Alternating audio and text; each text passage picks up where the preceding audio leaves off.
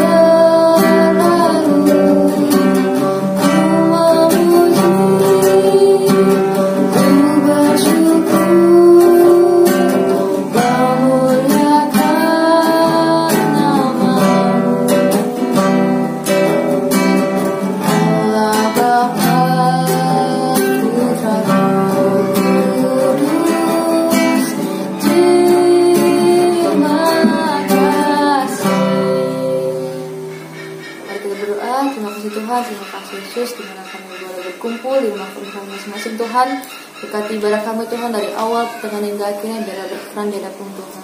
Tuhan juga berkati teman-teman kami Tuhan, atau adik kami Tuhan yang tidak sempat beribadah pada hari ini, mungkin yang sedang beribadah pada hari ini. Tuhan berkati mereka selalu Tuhan, dan juga Tuhan berkati guru-guru kami yang sedang melayani pada hari ini Tuhan, berkati mereka selalu Tuhan, dan Yesus selalu amin. Adik-adik, kakak Haji untuk selalu berdiri ya, kita angkat pujian setinggi-tingginya langit. Setinggi-tingginya langit, lebih tinggi kasih Yesusku. Sedalam-dalam lautan, lebih dalam kasih Yesusku.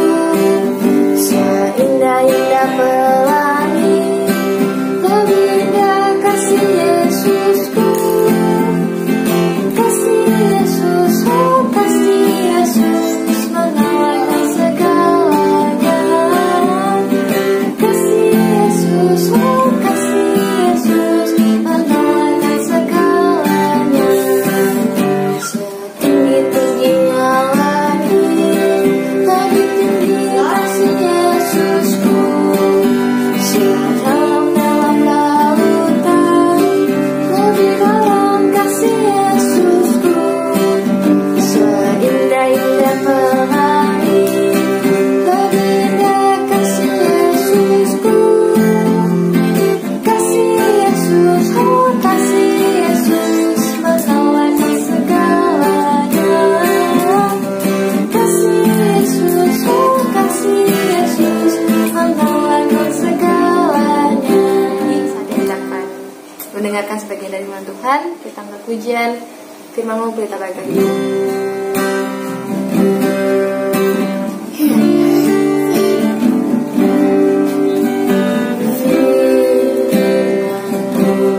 Berita bagi kakiku, terang bagi jalanku.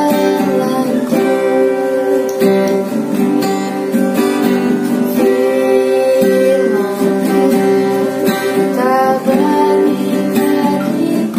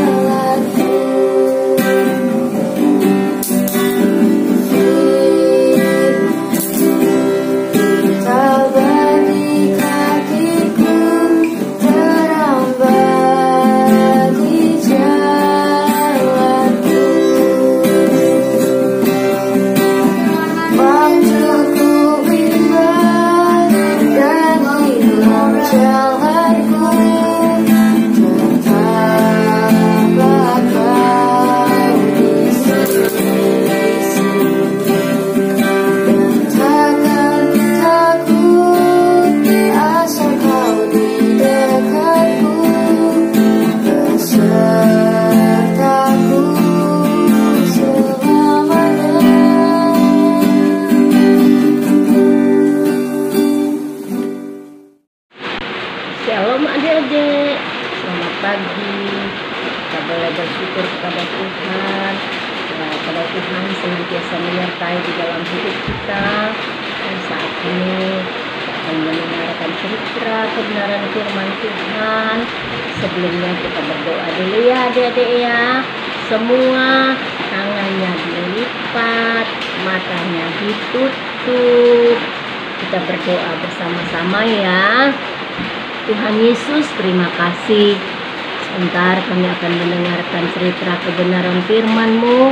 Tuhan, tolong kami semuanya, buat kami mengerti tentang firman-Mu Tuhan yang akan disampaikan guru kami. Biarlah melalui kebenaran firman Tuhan ini kami boleh mengerti dan kami boleh kuat senantiasa di dalam Tuhan. Terima kasih Tuhan Yesus. Kami mau duduk yang tenang, kami mau duduk yang manis. Biarlah kebenaran firman-Mu boleh tertanam di dalam hidup kami. Kami undang Engkau Tuhan untuk senantiasa menyertai, bahkan Engkau selalu ada di dalam hidup kami. Terpujilah nama Tuhan Yesus.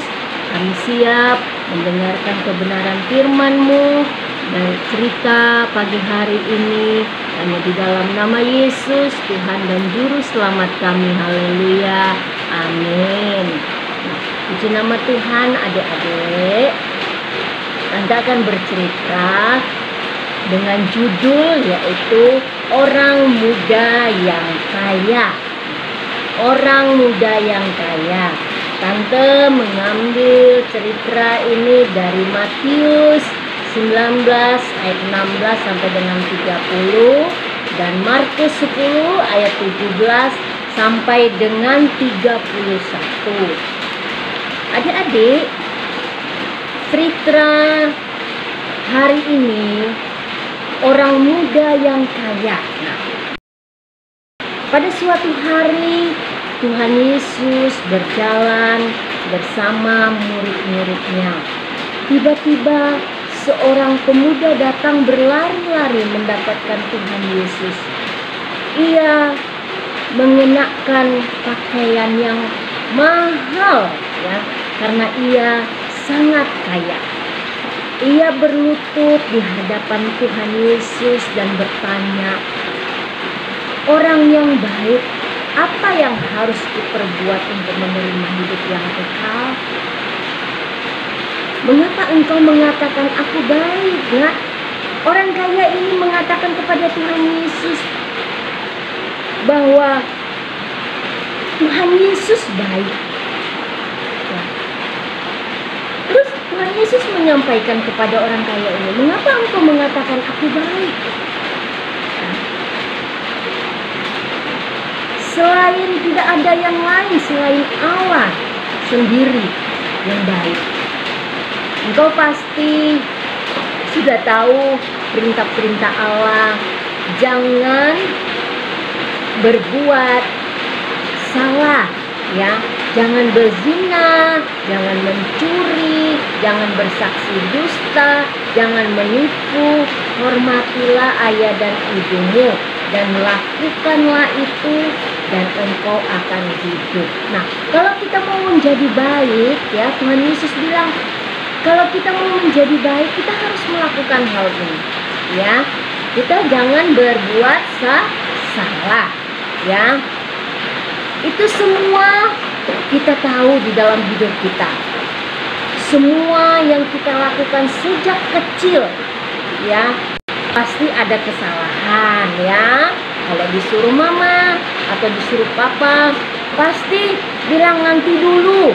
Nah, Tuhan Yesus tidak mau demikian. Dia mengatakan kepada orang kaya ini, kita harus menghormati ayah dan ibu kita. Nah, jangan mencuri, jangan berzina, jangan bersaksi dusta, jangan menipu, ya. Nah, itulah yang Tuhan mau di dalam kehidupan kita. Nah, orang muda ini rupanya sejak kecil mungkin dia tidak tahu, ya. Dia hanya merasa hidup di dalam kelimpahan, ya. Dia merasa bahwa dia tercukupkan di dalam setiap kebutuhan yang dia miliki di dalam hidupnya. Sehingga mungkin dia merasa, bagaimana ya kita merasakan hal yang baik, yang sesungguhnya, ya, bukan baik berarti dipenuhi dengan kelimpahan, ya, dipenuhi dengan harta yang berlimpah, tetapi yang Tuhan mau kehidupan kita yang baik, kita harus taat kepada Tuhan. Nah, Tuhan Yesus memandang kepada siapapun juga, ya. Bahkan ia mengasihi pemuda yang kaya ini, ya. Ia menjadi, Tuhan Yesus menginginkan orang muda ini menjadi pengikut Tuhan Yesus yang baik. Nah, tetapi pada saat itu pemuda itu belum siap, ya. Apa yang Tuhan Yesus katakan kepadanya? Ya, dengan perkataannya dia mengatakan, ada satu hal yang masih kurang padamu. Pergi, jualah semua milikmu dan berikanlah hasilnya kepada orang miskin, dan engkau akan beroleh harta di surga. Nah, kemudian datanglah kemari dan ikutlah aku. Tuhan Yesus mengajak orang muda yang kaya ini untuk menjual semua hartanya untuk ikut kepada Tuhan Yesus, ya. Bahkan hartanya Tuhan Yesus bilang apa? Berikanlah itu kepada orang miskin, ya. Sehingga di saat engkau memberikan itu kepada orang miskin, engkau akan beroleh harta di surga, ya. Kemudian Tuhan Yesus berkata demikian, dan Tuhan Yesus mengajak, datanglah dan ikutlah aku. Nah, wajah pemuda yang kaya itu berubah. Matanya yang tadi melihat pada Tuhan Yesus penuh dengan kerinduan, sekarang dia tertunduk, ya. Karena apa? Dia belum bersedia meninggalkan kekayaannya. Hatinya masih terikat pada kekayaannya. Nah, ia belum pernah berpikir bahwa harga yang perlu dibayar demikian besar untuk masuk ke dalam kehidupan yang kekal, ya. Dalam kehidupan yang kekal itu maksudnya kita mengikuti Tuhan Yesus untuk selama-lamanya. Maka kita akan memperoleh yaitu surga, ya. Surga yang kita miliki di saat kita mengikuti Tuhan Yesus. Nah, pemuda ini, ya, dia sangat berpikir bahwa harga yang perlu dibayar itu sangat besar, ya. Ia pergi kemudian meninggalkan Tuhan Yesus dengan hati yang sedih, ya. Karena apa? Dia tidak bisa meninggalkan hartanya yang begitu banyak, ya. Karena dia adalah orang yang muda yang kaya. Dia terkenal, ya. Dia tidak mau meninggalkan hartanya untuk mengikut Tuhan Yesus. Ada yang dikasihi di dalam Tuhan. Kita bisa melihat dari dua sisi yang Tante akan berikan contoh, yaitu salib. Nah, kita melihat salib. Salib ini menandakan bahwa kita harus memikul salib Tuhan Yesus untuk ikut bersama dengan Dia untuk menyampaikan kebenaran firman Tuhan, ya. Salib itu melambangkan setiap orang percaya harus mengalami penderitaan, ya. Penderitaan yang dialami seperti apa yang dialami dengan Tuhan Yesus, ya. Sehingga Tuhan Yesus mengajarkan kalau engkau mau mengikut aku, engkau harus memikul salib, ya. memikul penderitaan. Tapi di balik semuanya itu adik-adik, di saat kita mengikut Tuhan Yesus, bahwa kita akan memperoleh kemenangan ya, memperoleh satu sukacita. Nah, kemudian yang kedua, Tante memberikan contoh tentang dompet. Nah, bagaimana dengan dompet? Dompet itu berbicara tentang keuangan ya, tentang kekayaan.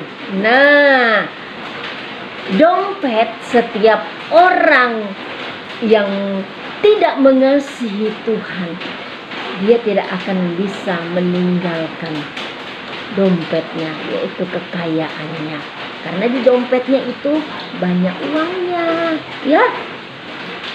Apa aja di dalam adik-adik? Ada kredit cardnya, ada ATM-nya, ada kartu depositonya.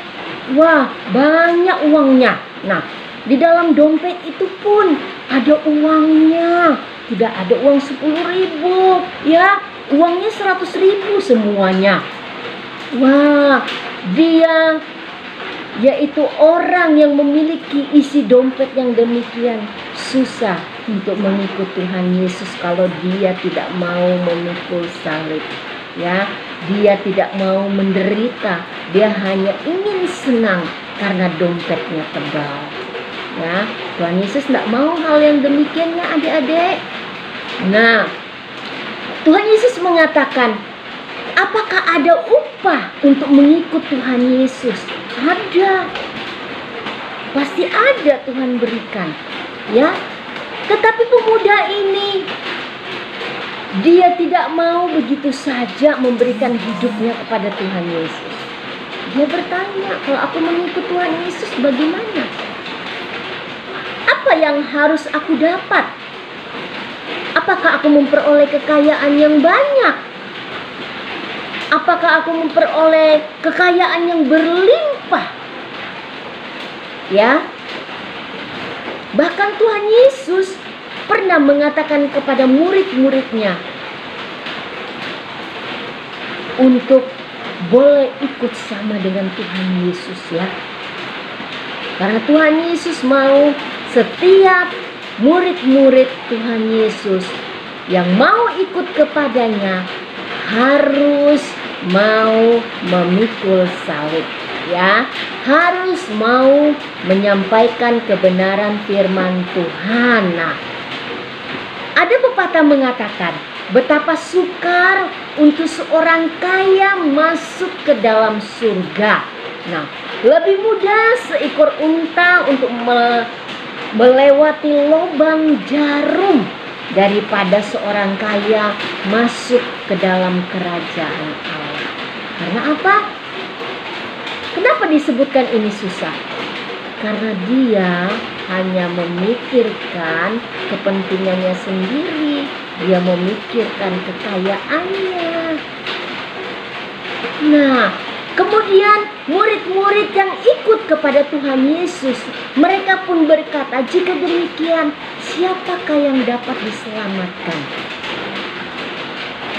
Tapi ada yang dikasihi di dalam Tuhan.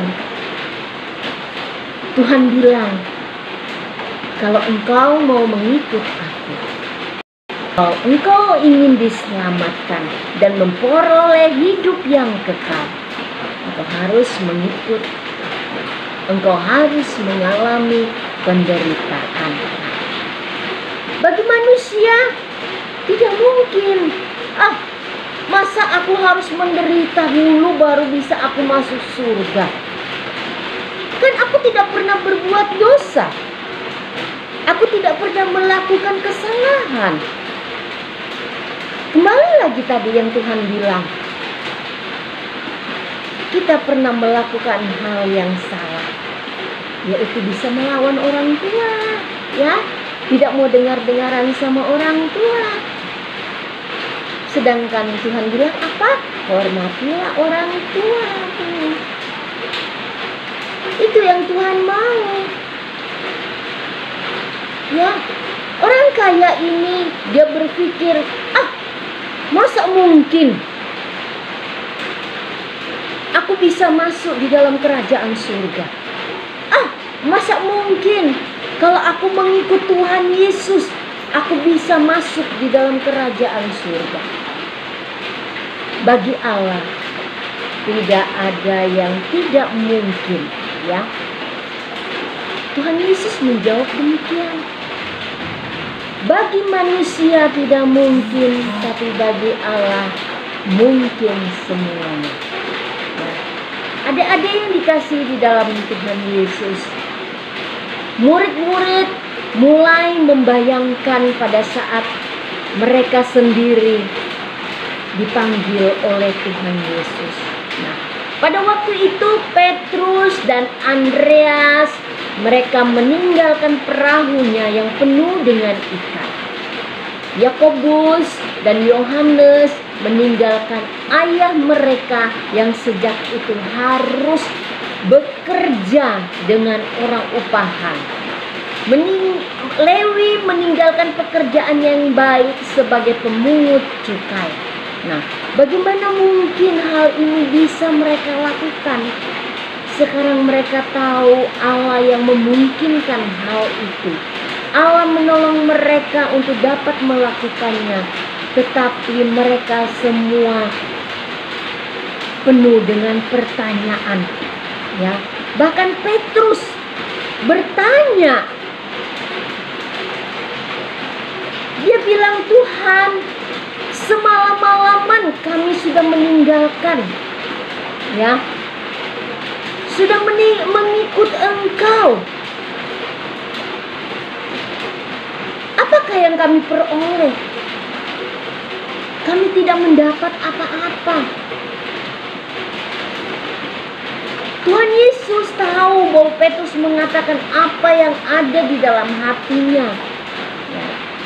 Sudah hampir begitu juga Petrus sudah hampir 3 tahun dan murid-murid yang lain mengikut Tuhan Yesus tanpa meminta suatu upah. Mereka hidup bersama, makan bersama. Kadang-kadang mereka tidak tahu akan bermalam di mana. Jikalau diundang orang kaya, mereka ikut bersama Yesus. Kalau Tuhan Yesus diejek, murid-muridnya ikut dihinakan. Mereka tetap setia pada Tuhan. Tuhan Yesus tahu upah yang akan mereka terima pada murid-muridnya, ya. Dengarlah jawaban Tuhan Yesus kepada murid-muridnya. Nah, Tuhan Yesus melihat dan memperhatikan setiap murid-muridnya. Ya, Tuhan Yesus tidak pernah membiarkan murid-muridnya menderita. Ya, kita tahu bahwa kita memperoleh upah daripada Tuhan Yesus, ya. Upah yang diterima oleh murid-murid Tuhan Yesus selama di dunia adalah mereka tidak akan kekurangan. Nah, kita bisa melihat bagaimana orang yang mengikut Tuhan tidak akan pernah kekurangan, ya. Adik-adik, ya. Di ayat 29 di dalam Matius 19, ya, kalau mereka sudah meninggalkan keluarga karena pergi untuk melayani Tuhan, nah, maka Ia akan memberikan kepada mereka teman-teman yang mengasihi mereka seperti ibu atau ayah, atau seperti saudara perempuan dan laki-laki. Tuhan Yesus juga berjanji bahwa ada ladang dan rumah menggantikan ladang atau rumah yang ditinggalkan. Nah, adik-adik yang kekasih di dalam Tuhan, kita mengerti bahwa di saat kita mengikut Tuhan, kita tidak akan kekurangan. Bahkan orang tua kita yang melayani Tuhan tidak akan pernah kekurangan. Karena Tuhan bilang apa? Tuhan berjanji ada ladang dan rumah untuk menggantikan atau rumah yang akan ditinggalkan di dalam setiap keluarga, ya. Tuhan menjamin kehidupan setiap orang-orang yang percaya kepada Dia. Nah, sekarang murid-murid mengerti, ya. Setiap malam bila mana ada yang menerima mereka untuk bermalam di rumahnya, rumah itu yang diberikan oleh Bapa Surgawi sebagai ganti dari rumah yang mereka tinggalkan. Nah, Tuhan tetap pelihara murid-muridnya. Dimanapun dia melayani Tuhan selalu menyediakan, ya. Tuhan selalu menyediakan tempat di mana mereka harus tidur, di mana mereka harus makan. Tuhan sudah siapkan, asal mereka mau terus mengikut Tuhan Yesus, ya. Mau melayani Tuhan Yesus untuk menyampaikan kebenaran firman Tuhan. Nah, bagaimana dengan ladang yang Tuhan maksud, ya? Nah, bahwa ladang itu adalah di mana setiap hamba-hamba Tuhan untuk bisa masuk di dalamnya, yaitu melayani jiwa-jiwa. Itu adalah ladang, ya. Ladang itu dia luas, ya. Ladang itu harus dibersihkan. Ladang itu harus ditanam sehingga menghasilkan buah yang baik. Begitu juga dengan setiap hamba-hamba Tuhan harus mencari jiwa, ya, untuk mengisi ladangnya Tuhan, ya. Setiap orang yang belum percaya kepada Tuhan untuk bisa datang kepada Tuhan sehingga ladang ini penuh, ya. Ladang ini penuh dengan tanaman, ya. Dan tanaman ini akan dipupuk, akan disiram sehingga tanaman ini akan menghasilkan yang baik. Nah, menghasilkan buah yang baik. Nah, ini yang Tuhan Yesus katakan kepada murid-muridnya. Kalau kita mau menerima berkat di tengah-tengah penganiayaan, berarti harus menderita di dunia ini, harus melayani Tuhan walaupun kita di dalam kekurangan sesuatu apapun, tetapi Allah kita mencukupkan kita di dalam kebutuhan kita. Jadi kita jangan takut untuk melayani Tuhan, ya adik-adik, ya. Karena upah kita Tuhan sudah sediakan. Jangan seperti orang kaya tadi, ya. Dia tidak mau memilih salib, tetapi dia memilih dompet. Dompet itu menyatakan tentang kekayaannya. Dia tidak mau meninggalkan kekayaannya yang begitu banyak, ya, untuk memikul salib, yaitu mengikut Tuhan.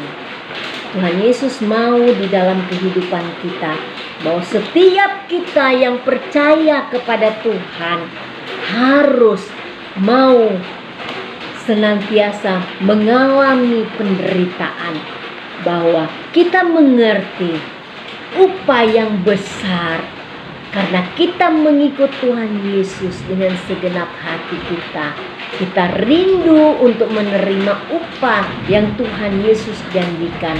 Maka kita harus mengambil keputusan bahwa Tuhan Yesus harus yang menjadi utama di dalam hidup kita, bukan uang, ya, bukan kekayaan, bukan isi dompet yang tebal seperti orang muda yang kaya tadi. Dia tidak mau meninggalkan, tidak mau mengikut Tuhan. Itu janji Tuhan bahwa di saat kita mengambil keputusan, kita meninggalkan semua penderitaan kita, kita meninggalkan semua segala yang membuat kita sakit. Kalau kita hidup di dalam Tuhan, itu akan berlalu. Tapi Tuhan menginginkan kita mengalami dulu satu penderitaan. Ya, penderitaan itu tidak sesakit yang apa dialami dengan Tuhan Yesus ya. Dia disalib, dia menderita karena menebus dosa-dosa manusia. Nah, jangan kita seperti orang kaya ya. Ingat itu. Tidak boleh seperti orang kaya. Orang kaya yang muda tadi, dia tidak mau mengikut Tuhan Yesus. Ini bukan contoh yang baik ya. Kita harus sebagai orang yang percaya, hidup kita yang kekal, hidup kita yang penuh dengan keselamatan, yaitu yang utama di dalam hidup kita, hidup di dalam Tuhan Yesus. Puji nama Tuhan, adik-adik yang kekasih di dalam Tuhan. Cerita Tante sampai di sini, dan Tante percaya bahwa adik-adik semua boleh mengerti tentang apa yang Tuhan mau di dalam kehidupan kita untuk senantiasa ikut kepada Dia. Tante akan memberikan ayat hafalan ya, yang terdapat di dalam Matius 19 ayat 29.